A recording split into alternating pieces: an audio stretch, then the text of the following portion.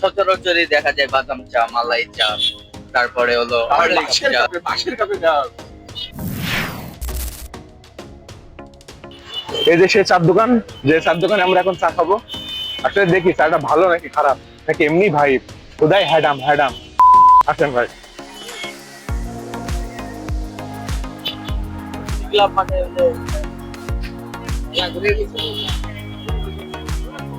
ভাই এই জায়গাটা বারাকা মাওলা, এটা চলেন দেখি কি কি চা আছে এই দোকানে। আসেন।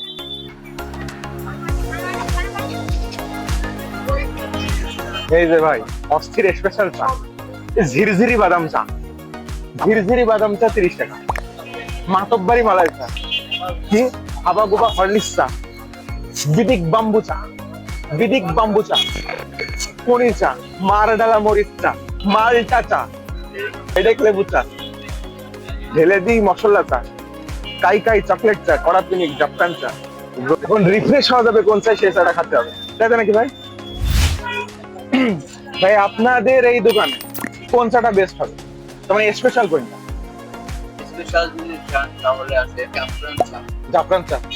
সচরাচরই দেখা যায় বাদাম চা, মালাই চা, তারপরে হলো হরলিক্স চা। এই যে মাতবরি চা, এই নামের পিছনে রহস্য কি?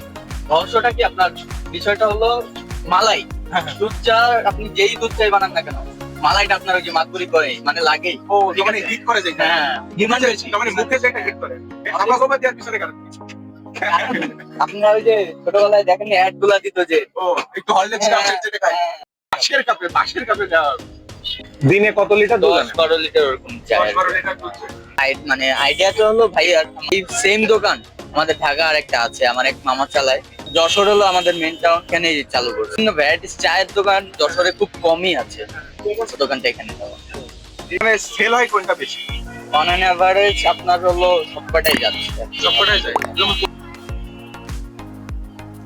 আটবরি মালাই চা আর একটা দমদার দুধ চা, ঠিক আছে ভাই? ও ওয়াওরা ভাই, এটা খাতিটা একটা অন্যরকম ফিল হচ্ছে। দেখেন গিলাস দেখেছেন, বলছে রাজকীয় রাজা বাদশাহ রিচে খাচ্ছে। বিসমিল্লাহ।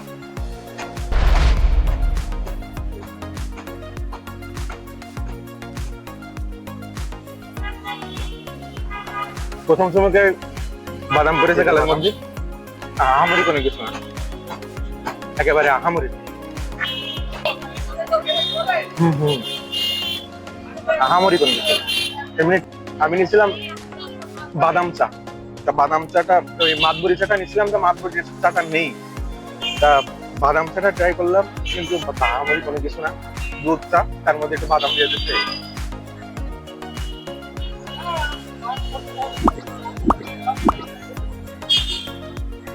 আহামরি কোনো কিছু না।